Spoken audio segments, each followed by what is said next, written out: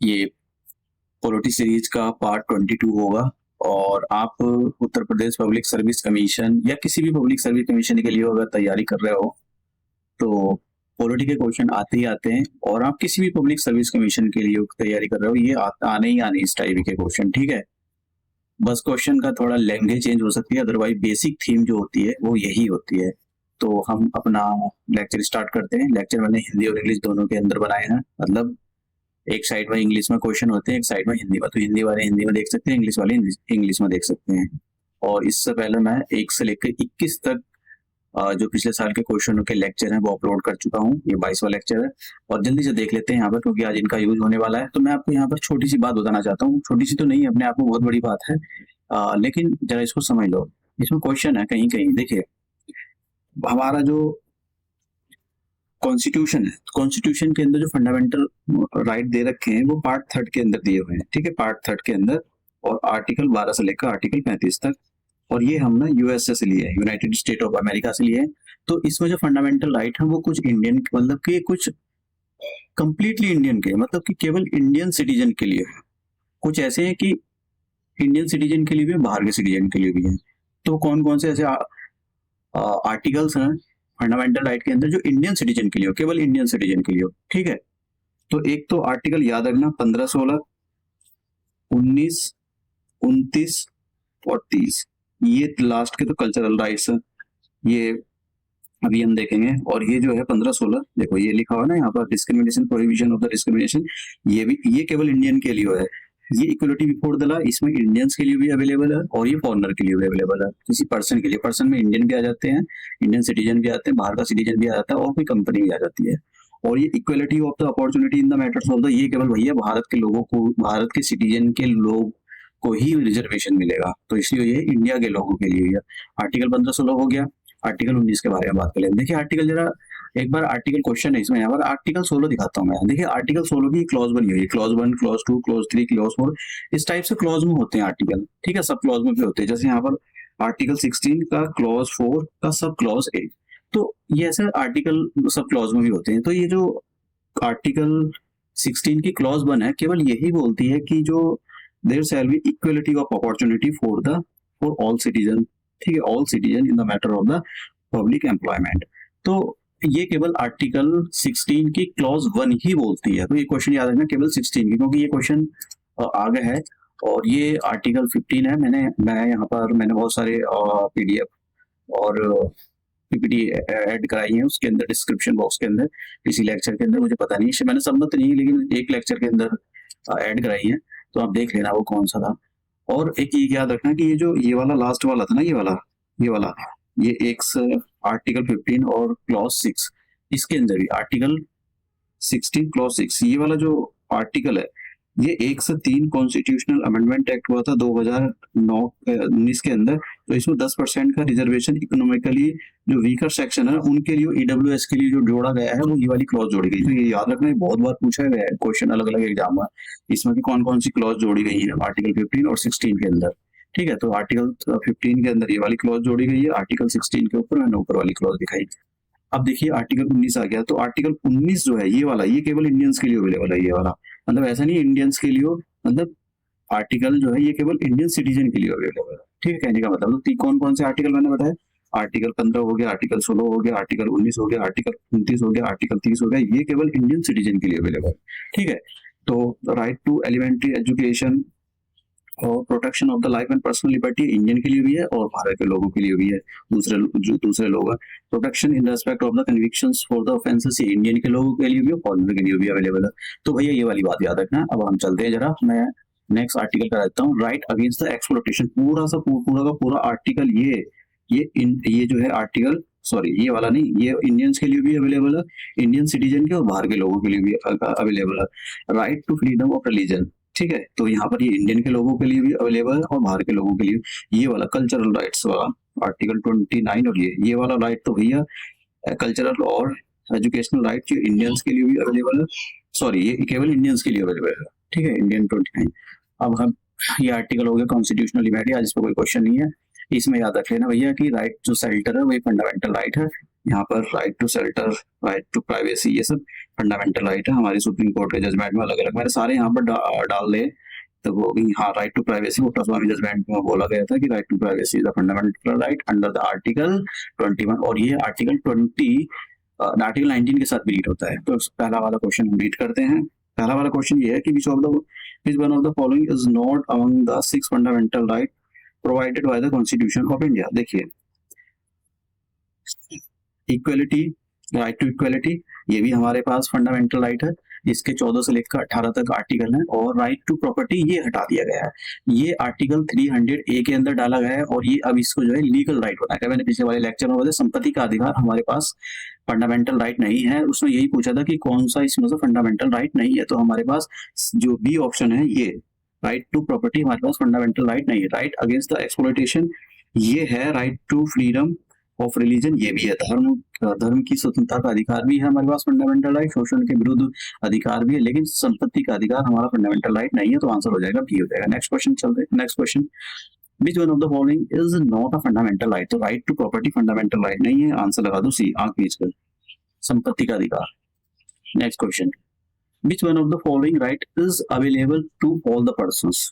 All the persons, देखिए यहाँ पर पर्सन्स का मतलब ऐसा नहीं है कि इंडिया के सिटीजन, इंडिया के बाहर के सिटीजन, जैसे मैंने बताया कि इंडियन सिटीजन के लिए केवल 15, 16, 19, 29, 30 ये आर्टिकल अवेलेबल है। ठीक है, तो right to equality of protection in the law, तो ये भी फॉरेनरों के लिए अवेलेबल है। उसने पूछा है कि which one of the following right is available to all the person, सभी के लिए। राइट अगेंस्ट द डिस्क्रिमिनेशन, तो मैंने आपको बताया आर्टिकल 15 हो गया। Right to freedom of speech and expression article 19 हो गया। कल्चरल राइट आर्टिकल 29 और 30 आते हैं इसके अंदर। ठीक है, एजुकेशन राइट। तो आंसर कौन सा हो जाएगा, right to equal protection of the life, ये सभी लोगों के लिए अवेलेबल है, इंडियन के लोगों के लिए भी अवेलेबल है, फॉरेनर के लोगों के लिए, और स्टैट्यूटरी जो पर्सन होते हैं जैसे कंपनी हो गई इनके लिए भी अवेलेबल है। एक सेकेंड, हाँ next question, which one of the following has been recognized as a fundamental right by the Supreme Court। देखिए सुप्रीम कोर्ट ने right to privacy under the article 21, right to travel abroad ये भी article 21 के अंदर, और equal pay for equal work. देखिए मैं जरा यहाँ पर एक बात बताना चाहता हूँ, अगर आप राइट टू ट्रैवल अब्रॉड जा रहे हो तो मतलब अब्रॉड के घूमने जा रहे हो वहाँ, तो मतलब आर्टिकल 21 लगेगा। अगर आप इंडिया के अंदर घूम रहे हो तो आर्टिकल 19 आएगा, ये बात याद रखना। तो हमारा उसने पूछा था भाई इसमें से कौन सा as a fundamental right by the supreme court. तो देखिए जजमेंट में दिए गए हैं अलग अलग जजमेंट में, लेकिन जजमेंट तो याद रखना मुश्किल होगा, बहुत सारी जजमेंट है सुप्रीम कोर्ट की। तो पहला भी ठीक है, दूसरा भी ठीक है, तो हमारा आंसर पहला और दूसरा बिल्कुल ठीक है। तो इसी हिसाब से हम एलिमिनेशन कर देते हैं, एलिमिनेशन मेथड से जाते हैं। तो हमारा आंसर या तो ए होगा या डी होगा। डी के बारे में देखते हैं, right to equal pay for equal work. इसके लिए आपको एक रणधीर सिंह की judgement, Randhir Singh versus Union of India case था एक, तो उसके अंदर ये बोला था कि भैया आर्टिकल 14 और आर्टिकल 14 और 16, ठीक है, आर्टिकल 14 और 16 और एक आर्टिकल 39D, ये तीनों के तीनों article right to equal pay for equal work, ये इससे रिलेटेड है। मतलब ये तीनों के तीनों आर्टिकल जो है इस वाले केस में ये बोला गया कि आर्टिकल 14, आर्टिकल 16, आर्टिकल 39D, ये क्योंकि DPSP का directive principle of state policy fundamental right के बारे में पढ़ाऊंगा इसको। तो ये तीनों के तीनों article equal right to equal pay for equal work से रिलेटेड है। तो इसका मतलब क्या हो गया, हमारे पास डी आंसर है, तो इसका हो जाएगा आंसर डी। तीनों ऑप्शन हमारे बिल्कुल ठीक है। ठीक है, मैं देखो कुछ तो जजमेंट ऐसी होती है आपको आपने पढ़ी भी नहीं होगी, और सच बता रहा हूँ कि आपने किताब तो पढ़ ली होगी, लेकिन जजमेंट कॉन्स्टिट्यूशन 2 टाइप से अमेंडमेंट किया जाता है, एक तो सुप्रीम कोर्ट करता है और एक करता है भारत सरकार, मतलब भारत सरकार में पार्लियामेंट। यहाँ पर देखते हैं, which of the following fundamental right is not available to the foreigner. Foreigner के लिए कौन सा फंडामेंटल राइट अवेलेबल नहीं है। भैया आंख नीचे देख लो, 15, 16, 19, 29, 30, ये केवल इंडिया के लिए और इंडिया के सिटीजन के लिए अवेलेबल है। ठीक है, तो इक्वलिटी बिफोर द लॉ ये फॉरेनर के लिए अवेलेबल है। ठीक है, तो ये उसने पूछा कौन सा अवेलेबल नहीं है फॉरेन के लिए, तो ये भी फॉरेनर के लिए। Protection to the freedom of speech expression article 19 ये अवेलेबल नहीं है। Protection to the life of ये आर्टिकल 21 हो गया, ये भी अवेलेबल है। राइट अगेंस्ट द एक्सप्लॉइटेशंस ये भी अवेलेबल है उनके लिए। ठीक है, राइट अगेंस्ट द एक्सप्लॉइटेशन ये भी अवेलेबल है। तो ये आर्टिकल 23 और 24 आते हैं इसमें। तो इसमें जो कौन सा आर्टिकल अवेलेबल नहीं है इंडियन सिटीजन उसके लिए हो, फॉरेनर के लिए हो, ये पूछा था ना फॉरेनर के लिए कौन सा अवेलेबल नहीं है। तो भैया इसमें एक आर्टिकल है ये right to freedom of speech and expression, ये केवल इंडियन लोगों के लिए अवेलेबल है, फॉरेनर के लिए अवेलेबल नहीं है। तो आंसर हो जाएगा यहाँ पर भी। पता लगा इंडियन फॉरेनर आ गए हैं, इंडिया के जो प्राइम मिनिस्टर या इंडिया की किसी पार्टी के पर्टिकुलर पक्ष में बोल रहे हैं फॉरेनर, और एक के भी पक्ष में बोल रहे हैं, तो भैया यहाँ तो मतलब ये तो इंडियन की सॉवरेनिटी में उंगली करने वाली बात होगी ना। तो इसलिए ये राइट जो है फॉरेनर के लिए नहीं दिया गया उन ये आर्टिकल 19। नेक्स्ट क्वेश्चन, अब यहाँ पर आ गया right to equality before the law. आंख नीचे लगा दो, आर्टिकल 14 मैंने बताया अनुच्छेद 14। यहाँ पर equality before the law article 14, ये पहले एक बार क्वेश्चन पढ़ लेते हैं। विच one of the following right, देखो जल्दी जल्दी नहीं करनी, वो मैं थोड़ा जल्दी जल्दी इसलिए कर रहा हूँ क्योंकि ये लेक्चर बड़ा ना हो।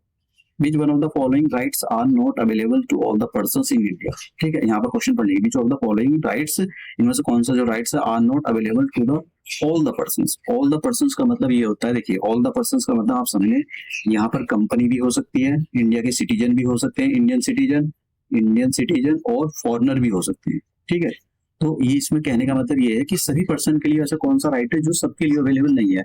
सबके लिए अवेलेबल नहीं है मतलब कहने का मतलब ये जो इंडियन सिटीजन के लिए अवेलेबल, तो इंडियन सिटीजन के लिए केवल article 15, article 16, article 19, article 29, article 30, ये 5 आर्टिकल केवल इंडियंस के लोगों के लिए अवेलेबल है। ठीक है, सभी पर्सन के लिए अवेलेबल नहीं, इंडियन सिटीजन के लिए अवेलेबल है। तो इक्वलिटी बिफोर द लॉ, ये जो आर्टिकल है इंडियन के अवेलेबल, इंडिया के लिए, इंडिया के जो लोग हैं सिटीजन उनके लिए भी और फॉरेनर के लिए भी अवेलेबल है। इसका मतलब उसने ये पूछा है, तो अगर आप इस हिसाब से एलिमिनेशन में समझाए, ये नहीं आना चाहिए, ये नहीं आना चाहिए, ये नहीं आना चाहिए। ठीक है, तो आंसर क्या हो गया, डी हो गया। मतलब ये कहने का मतलब ये है, वो ये कह रहा है कि भैया इसमें ये बताओ, देखो पर्सन्स और सिटीजन में अंतर होता है, क्योंकि भी आप सोच रहे हो कि ऑल द पर्सन्स, तो यहाँ पर अंतर होता है। सिटीजन का मतलब होता है केवल भारत सरकार के नागरिक, लेकिन पर्सन्स का मतलब यहाँ पर कंपनी भी होती है और फॉरेन के पर्सन भी होते हैं, फॉरेन के सिटीजन और इंडियन सिटीजन भी होते हैं। इसने कहा कि इनमें से कौन सा राइट ऐसा है, मतलब कौन से राइट्स ऐसे अवेलेबल हैं जो सबके लिए अवेलेबल नहीं है, सबके लिए अवेलेबल नहीं है। मतलब तो article equality before the law, ये तो सबके लिए अवेलेबल है, वो कह रहे हैं सबके लिए अवेलेबल नहीं है, तो मतलब ये ऑप्शन में नहीं आना चाहिए, तो इससे एलिमिनेट किया हमने ये। तो हमारे पास जैसे राइट टू कंटेस्ट इलेक्शन, अब फॉरेन के लोग थोड़ी आके इलेक्शन कंडक्ट करेंगे आपको, तो इस हिसाब से भी तो ये तो केवल इंडिया के लोग ही सिटीजन ही इलेक्शन लड़ सकते हैं, तो इस हिसाब से आप जाओ तो आंसर आपका डी है। ठीक है, हिंदी और इंग्लिश वालों के। Next question, which of the following article or articles read with the socialist used in the preamble। देखिए हमारा जो preamble है उसके अंदर जो कुछ शब्दों का यूज किया गया है कि सॉवरन, सोशलिस्ट, सेकुलर, डेमोक्रेटिक और रिपब्लिक, तो ये जो शब्दों का यूज किया गया है प्रियम्बल के अंदर, और प्रियम्बल बताओ कहाँ से लिया गया, प्रियम्बल लिया गया है अमेरिकन कॉन्स्टिट्यूशन। तो अमेरिका का कॉन्स्टिट्यूशन पहला वर्ल्ड में ऐसा था जिसने प्रियम्बल को अडॉप्ट किया गया था। इंडियन्स ने वहीं पर इसको वहीं से अडॉप्ट किया है, और 1946 ये अमेंडमेंट हुआ था। अभी एक ही बार हुआ, SSI 3 वर्ड जोड़े गए, सोशलिस्ट, सेकुलर और इंटीग्रिटी अभी तक। हाँ, तो आपको ये बताना है कि ये जो वर्ड प्रियम्बल के अंदर सोशलिस्ट ऐड किया गया है, सॉरी ये वाला सॉवरन, सोशलिस्ट जो वर्ड प्रियम्बल के अंदर ऐड किया गया है। अब ये और कौन से 2 आर्टिकल है जिनके अंदर ये सोशलिस्ट शब्द आता हो या ये सोशलिस्ट यूज हुआ हो। ठीक है, तो भैया इसमें मैं आपको बता देता हूँ, वैसे जजमेंट पर बेस है। आर्टिकल सोशलिस्ट का मतलब होता है आर्टिकल 14 और आर्टिकल 16। देखो मैं बताता हूँ, सोशलिस्ट देखिए आर्टिकल 14 क्या कहता है, आर्टिकल 14 कहता है इक्वलिटी बिफोर द लॉ और and equal protection of the law. मतलब लॉ की आंखों में सब एक जैसे, किसी को स्पेशल प्रिविलेजेस नहीं दी गई है। ठीक है, तो आर्टिकल 14। आर्टिकल 16 बोलता है कि भैया देखिए रिजर्वेशन का लाभ दिया गया जो इकोनॉमिकली वीकर सेक्शन या दूसरे जैसे कि SC ST उनके साथ बहुत ज्यादा अन्याय हुआ है, हिस्टोरिकल एक इनजस्टिस हुआ है, तो उनको रिजर्वेशन दिया गया है, तो उनको ऊपर उठाने के लिए मतलब उनको थोड़ा फायदा दिया गया है, तो मतलब आर्टिकल 16 आता है, तो इसके लिए जो है। और एक ये भी है, मतलब ये वाला एस्पेक्ट तो कम इतना मायने नहीं रखता है, लेकिन जो इक्वल पे वाला है, मतलब सुप्रीम कोर्ट ने बोला है ऐसा, याद रख सकते हो, तो रख लो, ये रणधीर सिंह जजमेंट में बोला गया ये रहा यहाँ पर। ठीक है, in the landmark case of the Randhir versus supreme court constructing article 14 article 16 in the light of the preamble. ये तो आर्टिकल 14, 16 और article 39D। Article 39D preamble का है, DPSP का, उसका DPSP का directive principle of state policy, equal pay और the equal work से रिलेटेड है ये। तो यहाँ पर बस आप ये याद रख लेना, बस डिफिकल्ट क्वेश्चन, ये इतना मुश्किल नहीं है। इक्वल पे इक्वल वर्क, तो आर्टिकल जो है इक्वल पे और इक्वल वर्क के लिए 3 आर्टिकल एक साथ पड़ जाते हैं, एक तो 14, 16 और आर्टिकल 39D, ये 3 आर्टिकल एक साथ पढ़े जाते हैं। तो 39D का तो यहाँ आता पता नहीं है, तो केवल 14 और 16 को एक साथ पढ़ा जाता है, तो इसका आंसर हो जाएगा डी। देखो सारी चीजें तो बहुत मुश्किल होती है याद करना। यहाँ भी देखिए ये socialist use in the preamble, तो socialist use in the preamble, तो प्रियम्बल के साथ में जो सोशलिस्ट यूज होता है वो आर्टिकल 16 और 14 के साथ रीड किया जाता है। तो देखिए यहाँ पर क्या है, मतलब क्वेश्चन ऐसे सोचेंगे यार ये क्या है। देखिए यहाँ समझे जरा, वो कह रहा है कि the word socialist use in the preamble of the constitution. ये जो वर्ड है ना ये ए, ये तो ठीक बात है, ठीक है। वो यहाँ पर कह रहा है कि भाई कौन कौन से एक साथ पढ़े जा सकते हैं। अब ये जो ए है, क्या ये बी के साथ पढ़ा जा सकता है? मतलब बी क्या है, बी ये कह रहा है कि आर्टिकल 14 को ए के साथ पढ़ा जाएगा। मतलब समझिए, कहने का मतलब है आर्टिकल 14 प्लस प्रियम्बल, क्योंकि प्रियम्बल के अंदर ये सोशलिस्ट वर्ड लिखा गया है। फिर उसके बाद में ये कह रहा है, हाँ ये कह रहा है सी ऑप्शन में कह रहा है कि ये ए वाला ऑप्शन है, क्या ये सी ऑप्शन के साथ पढ़ा जाएगा? ए वाला ऑप्शन क्या सी वाले ऑप्शन के साथ पढ़ा जाएगा? बिल्कुल पढ़ा जाएगा। ये सोशलिस्ट जो वर्ड है, सोशलिस्ट जो वर्ड है, जो आर्टिकल जो प्रियम्बल के अंदर ऐड किया गया, तो आर्टिकल 16 के साथ ऐड किया जाएगा। इसका मतलब, कहने का मतलब ये हो गया कि जो ये सोशलिस्ट वर्ड है, ये आर्टिकल 14 और आर्टिकल 16 इन तीनों को एक साथ पढ़ा जाएगा। तो ए ये सोशलिस्ट वर्ड आ गया जो प्रियम्बल है, मतलब ये प्रियम्बल है, ये जो लिखा हुआ है प्रियम्बल है, और ये आर्टिकल 14 है और ये आर्टिकल 16 है, तो तीनों को एक साथ पढ़ा जाएगा। आंसर हो जाएगा बिल्कुल पढ़ा जाएगा, अभी बताया रणधीर सिंह केस वाला। Next question, last question, simple सा क्वेश्चन है। ये बताना है कि जो इंडियन कॉन्स्टिट्यूशन में equality of opportunity in the public employment कौन से आर्टिकल में दे रखा है? आंख नीचे लगा दो, आर्टिकल 16। लेकिन क्वेश्चन डिफिकल्ट है, क्यों? क्योंकि क्लॉज भी दे रखी है। तो मैंने अभी आपको बताया था, पहली क्लॉज आर्टिकल 16 की क्लॉज 1 बताया गया कि उसके अंदर साफ साफ इक्वलिटी बिफोर द लॉ। तो इसका जो आंसर है वो बी है। सॉरी, ये मैंने इस पर गलत लगा दिया हिंदी वालों के लिए, ये बी आंसर है इसका, हिंदी और इंग्लिश के लिए बी का क्लॉज 1। अभी मैं लेक्चर तो यही खत्म कर रहा हूँ, अभी मैं जरा इस आर्टिकल को दिखा देता हूँ। चलो भाई आर्टिकल, हाँ ये रहा, ये देखिए यहाँ पर there shall be equality of opportunity, ये लिखा हुआ है ये, ठीक है। तो आप समझ गए आर्टिकल 16 का क्लॉज 1 बिल्कुल सही। तो ये लेक्चर हम यही समाप्त करते, मिलते नए लेक्चर में नए क्वेश्चनों के साथ में।